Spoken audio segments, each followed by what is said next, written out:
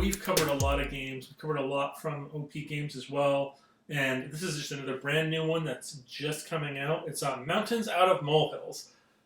I love old phrases like eating crow. I mean, they're awesome, and I get really frustrated when I use a phrase like that, and people are all like, "What the hell is that? That doesn't make any sense to me."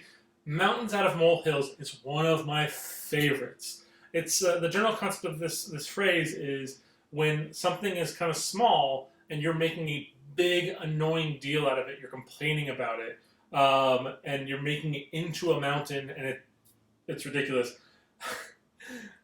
The use of that phrase really kind of brings joy to me, but the concept of this game is more actually literal. So in this game, you are playing one of I believe it's four. Yeah, one of four moles. It's a 2 to 4 player game, and you are moving around and playing cards, and you are building up a molehill. And the goal, of course, is to have the biggest, tallest molehill in the game. But if you keep going too high, it will fall over. And you don't want to do that. So it's like work towards getting the biggest molehill, but be careful. So let's open it up. I'll show you the kind of cool things about it, because this game is a 2-tower game. So really kind of cool. Whenever you see something like that, it always kind of makes me think about like Star Wars and Star Trek, those double layer board games. So let's open this up, and we'll show you how you set up the board. We'll show you the cards. We'll talk a little bit more about it. So you have your little digging guide here. Nice. And then you got a board, ooh, a point keeper, player cards, dice. It's a nice little dice set. And, oh, here we go. Here are all the pieces. Ooh. Just double check sometimes I hide things. Nope, that is it. Nice little tray. I like when they do this in games. They literally build this thing to hold them. It doesn't seem like a lot, but like it can really increase the cost of a game, so that's nice. Take the board and you leave it in here. And now these pieces just lock in to the box. So even better, that injection molded piece is specifically designed with these tracks in there to hold that. That is great. Oh, I was so worried I was going to be upset about that, but you know what? It's so snug now. Oh, yeah, there we go. That's why you look at the rule book. That's why you're not an idiot. So that's a really nice little setup now. That's solid, which is great because if you're playing this with kids, and the game specifically does say you can play this with, I believe it's 9-year-olds they recommend, 9 and up, it's going to move around quite a bit. Now, it is designed for 4 players, so you do have your little pieces. Oh, these are nice little, like translucent little game pieces. You got to put them on their little bases. Ooh. I don't know if the color coded it for any reason. But you have these little bases there, and then you're able to move these around on the board. So your moles are below ground. They are moving below pieces, and then those are going to build up your molehills, which are these pieces here.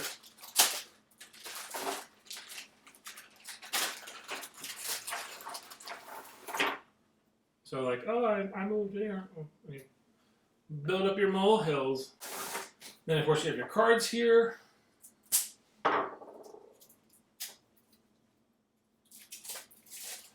The cards are a little small, but cute. Are you pushing people's stuff over? All right, let's go through the digging guide and see what it specifically tells us about the turns.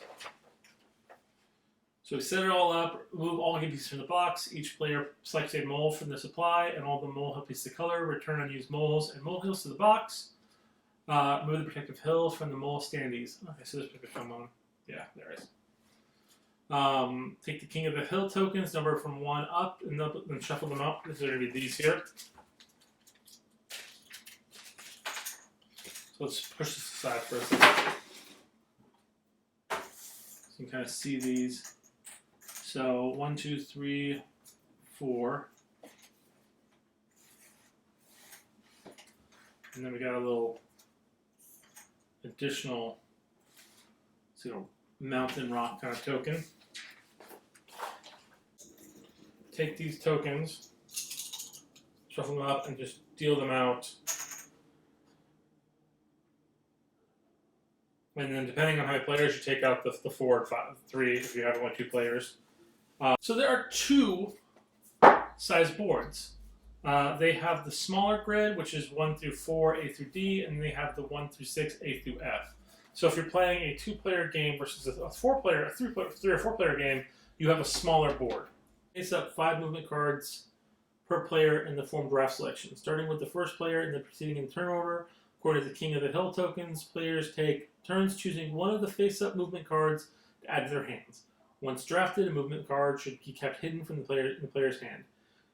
Take turns drafting cards until each player has collected a total of 4 movement cards. Discard the remaining cards from play. That's cool. So you do like kind of a drafting, and then the cards that are there basically goes to the discards, and then from there it looks like you probably just do a card pulling from the deck. Now you can plan your actions. Moles cannot see well in the underground darkness, so they have to plan for how they want to move. To create a plan, each player simultaneously stacks their 4 movement cards face down on the table in front of them in the order they want to activate them. This does not have to be the order in which the cards were drafted, so the players get to basically choose the way they want to play with their cards. When all players have confirmed they are ready, the order of movement cards cannot be changed or looked at to remember what's coming up. Following the turn order of the King of the Hill tokens, each player reveals their topmost movement card and resolves the action picked on it. After each player has completed their action, players reveal the next action, and so on and so forth. As you're playing the game, you're going to basically be placing molehills as you move. If you don't have, and it goes on the bottom of the stack. If you don't have any more of the mountains basically put, you can take from the top of any of the mountains. If they're not on the top of the mountains, you don't get to take any or place any until basically that changes. On your turn, you move your moles around, you can make them turn, you can do it, but only raise the mountain if you move into the new space.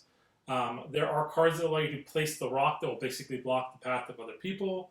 And there are also topple cards. Now, the way a topple card works is if you are underneath a mountain and you peek up, you're going to knock over the molehill, and then you get to choose the direction the molehill falls in, and then you place the pieces in that direction.